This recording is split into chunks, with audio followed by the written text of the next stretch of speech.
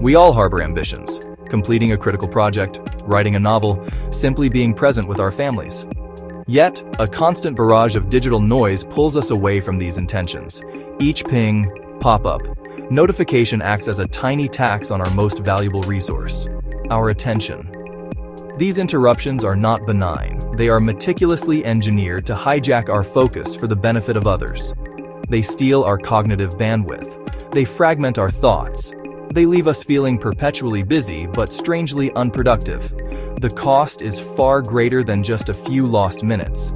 It is the erosion of our ability to think deeply and create meaningful work, leaving us in a reactive state where our agenda is dictated by the whims of our devices. This battle for our attention is not one we can afford to lose. The modern world demands a level of concentration that our distraction-filled environments actively conspire against.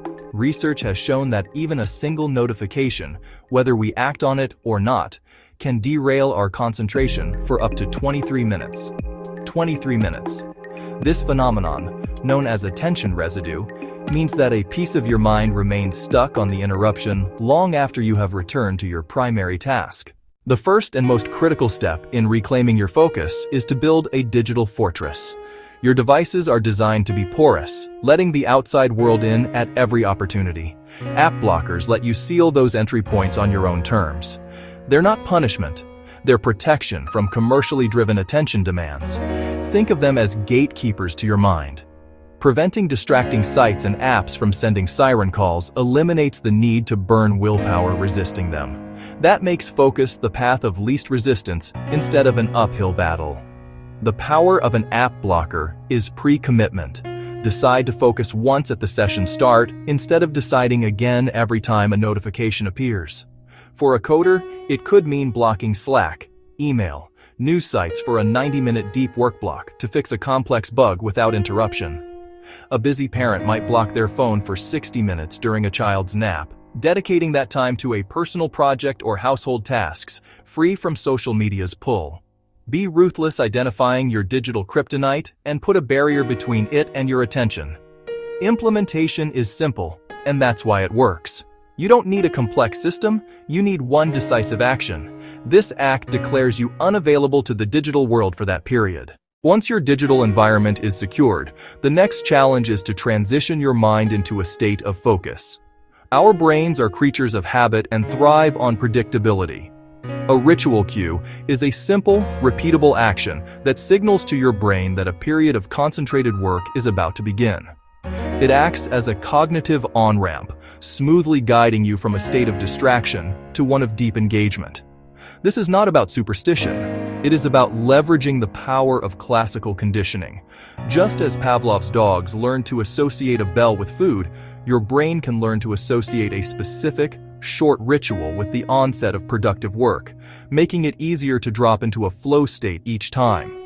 The beauty of a ritual cue is its simplicity and personal nature. It does not need to be elaborate. It can be as straightforward as making a specific cup of tea, stretching for 2 minutes, or listening to the same instrumental song before every work session. For a writer, the ritual might be lighting a specific scented candle and opening their writing software, a multi-sensory signal that it is time to create. For a coder, it could be putting on noise-canceling headphones and opening their development environment in full screen mode. The consistency is what matters most. The cue should be distinct from your other daily routines and take no more than a few minutes to complete, so it never becomes a source of procrastination itself. This practice helps overcome the initial inertia that so often leads to procrastination. Over time, this neurologically ingrained habit reduces the cognitive load of starting work. No matter how robust your system is, distractions will inevitably break through. A colleague will tap you on the shoulder. A family member will need you. Your own mind will wander to an urgent-seeming thought. Perfection is not the goal. A single slip-up does not mean the entire focus session is a failure. What distinguishes the truly productive is not the absence of slip-ups, but the speed of recovery. A recovery drill is a pre-planned, immediate action when you realize you've been pulled off task. It's a mental circuit breaker to stop the spiral of distraction and guide you back. The core principle: avoid shame and self-criticism. Berating yourself only adds negative emotion and makes refocusing harder. Instead, make the drill a neutral, mechanical process. The moment you catch yourself scrolling through a news feed or lost in a daydream, pause and take a single deep breath. This interrupts automatic behavior and creates mindfulness. Acknowledge the distraction without judgment and choose to return to your task. Course correction, not condemnation. Pause. Breathe. What's the next tiny step? Re-engage in the smallest possible increment. Ask, what one tiny action can I complete in the next 5 minutes? A writer could simply write one more sentence. The focus blueprint, combining app blockers, ritual cues, recovery drills, is not a one-time fix, but the foundation for a lasting habit. The true power of this system unfolds over time as you consistently apply it. Your goal should not be to achieve 8 perfect hours of deep work on day 1. Instead, aim for realistic, sustainable progress. Start by scheduling just one focused block of 60 to 90 minutes into your day, or schedule 2 focused blocks of 60 to 90 minutes. Protect this time as fiercely as you would a critical meeting. For many, the quiet hours of the early morning provide a natural advantage. Late evening can provide a natural advantage, but even a midday block during a child's nap can work. Or a team's no meetings hour can be incredibly effective if properly defended. As you practice, establish a few simple, non-negotiable rules for your focus blocks to reduce decision fatigue.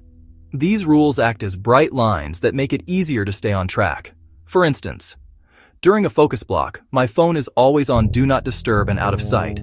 Another could be, I will only have tabs open that are directly related to the task at hand.